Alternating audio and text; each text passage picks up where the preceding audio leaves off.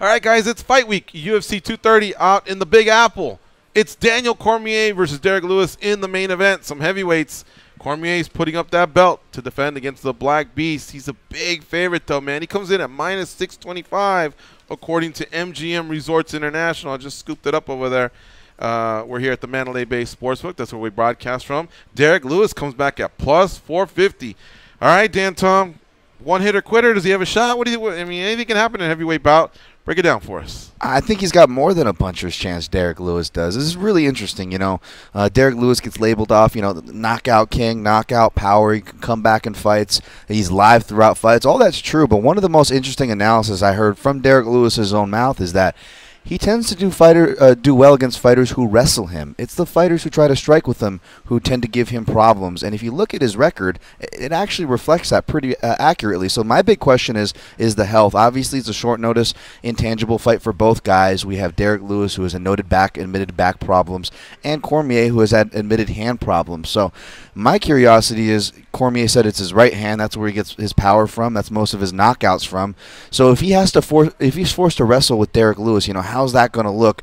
Does he ride him all the way out to the finish? Does he get a late finish? Derek Lewis deceptively hard to submit, and he explodes out of position so well. He has to have an answer for that when Derek Lewis gets back to his feet. He's got to beat that tripod position that Derek Lewis presents to get back to his feet. That said, I think Cormier can do it. I'm not sure if it's going to be a sub, but I will say a late stoppage, probably in the 4th round. But Lewis is going to be live every second of it. Well, as a heavyweight like myself, who also is having a current back problem, that's why I'm not moving around too much here, I'd love to go in there and say, hey, I got the other guy, the other heavyweight, who's had a back problem in the past. He says he's past it, though. But something about when he defeated Alexander Volkov, he basically said it himself, I'm not ready for a title shot. Stipe, someone else jump in here. But the UFC had to make a move.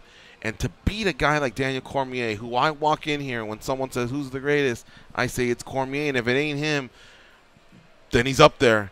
I mean, to beat a guy like that, you got to be at your best, not just physically, but mentally. And I don't know that that's the case here because the UFC kind of had an urgent booking for Derek Lewis. So I'm going to go with Daniel Cormier here. Now, Daniel Cormier also may not be coming in again 100%. Apparently same thing. But he's Daniel Cormier, and he's had a lot more time to decompress from his last fight and to probably prepare for this fight.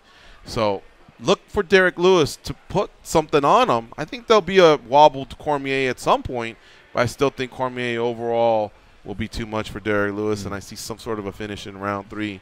How about you guys?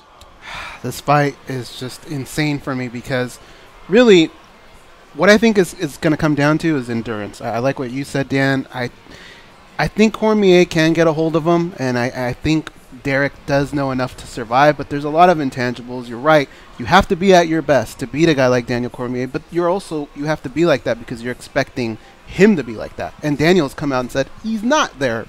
So if there's ever a time for him to lose, it would be now.